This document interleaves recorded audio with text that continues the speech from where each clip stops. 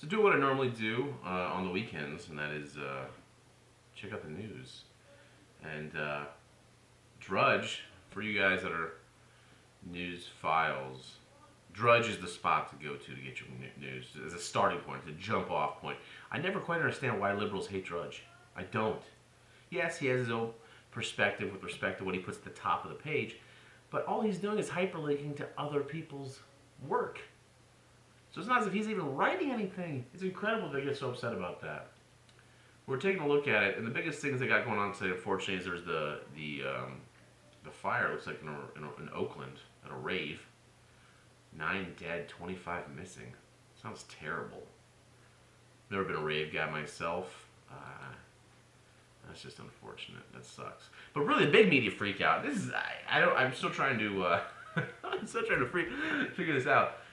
So President Trump gets a phone call from the president of Taiwan, who we, I guess, have not had diplomatic relations with since the 70s, 1979. It looks like we declined. I'm reading this off of the New York Times, but we haven't had diplomatic relations with them since 1979 for whatever reason. I don't quite understand. I guess we decided, so when it shifted recognition of the government of Beijing. All right, so we of course stopped looking at Taiwan, focused on Beijing and China, and out of respect for the Chinese for the last 37 years, we haven't been speaking to the Taiwanese government. I guess we are not supposed to recognize them. So they boldly, the president of Taiwan, boldly makes a move and calls the new president-elect. And I'm amazed at the way the left is freaking out. Every article that I read, it started off with a Rachel Maddow tweet about how this could send a rift with the Chinese. And it really, the position, it sounds like, is that we, the U.S. government, should almost ask for permission from China to talk to Taiwan, which is laughable if you think about it. We're our own sovereign country. We wear our big boy pants now. Trump wears big boy pants. Daddy's home. Daddy's in charge now. And he's going to talk to whoever he wants to talk to. Now, a lot of people are saying, he doesn't understand foreign relations. This just underscores how out of touch he is. I think what liberals need to do, Democrats need to do, and even Republicans, old school Republicans, everybody really in general, whatever we thought we knew about how politics should be handled, throw it out. It really hasn't worked that well, has it? I mean, that's why he was elected, was because people are legitimately unhappy with politics. How things, the formality, the decorum, the do's and the don'ts. You can't make that phone call. He doesn't care. He wants to get the job done. And yes, is that going to ruffle some feathers? Is it going to make people uncomfortable? People that are set in their ways? Heck yeah, it is, and that's good. We wanted change. Remember Obama in 08 came? Obama came in 08 and said, I'm hoping change, right? Everybody was super excited. Super excited. And he didn't change shit. Well, no, he did change shit. He took over 1/6 of the economy through Obamacare, which no conservative or Republican voted for, which nobody wants, which is failing. He then, I would argue that he increased racial divide in this country. For the guy that stood up there during the DNC, or I think it was the convention at 08 and said there's not a black or white America or red or blue America, it's the United States of America. I'm just paraphrasing, but you know what he said. Everyone was like, this is amazing! Post-racial world! Here it comes! No, it didn't happen. It didn't happen. And it's not because, and the obstructionists of the Republicans, I mean, the liberals obviously said anytime there was an obstruction in a policy, it was because of race, which is ridiculous. Now, of course, there are probably racist people. Yes, we've talked. This is not something we need to go down again in terms of race in this country. Yes, there are racist people on all sides. There are racist black people against other black people, light-skinned versus dark-skinned. It happens. I've seen it. There are white people. It's more class and culture than it is color. That's the thing that people don't realize.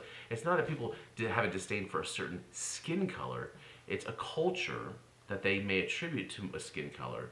But in general, it's the culture that they see. Read Thomas Sowell's Black Rednecks, White Liberals. Just read that book.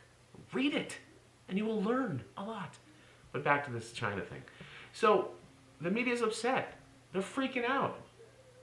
Who cares? It says, this is New York Times, how Trump's call to world leaders are upsetting decades of diplomacy.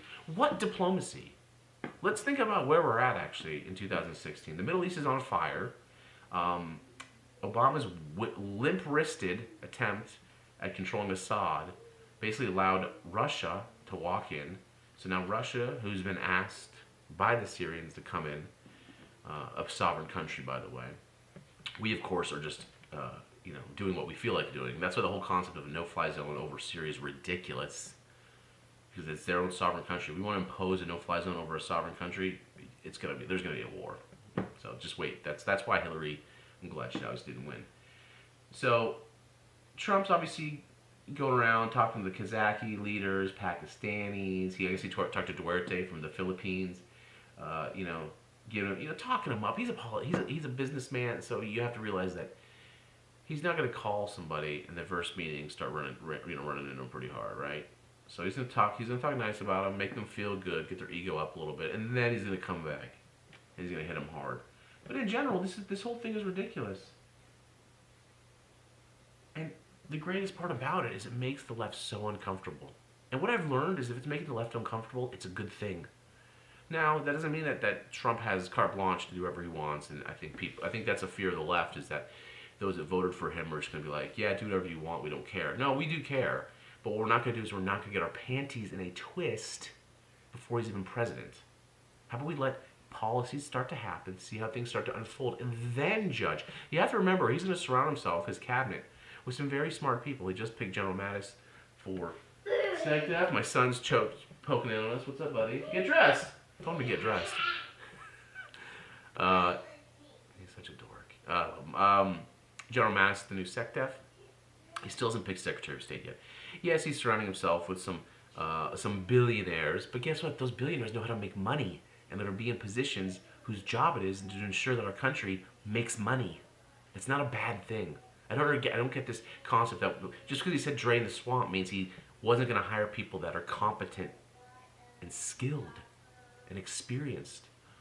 That's what I don't get. It doesn't make any sense.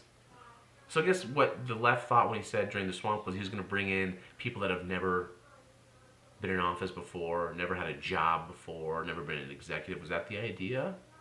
Was he going to randomly find his constituents and just say, hey, do you want to be the Secretary of State? No, he's going to go out and he's going to find the best.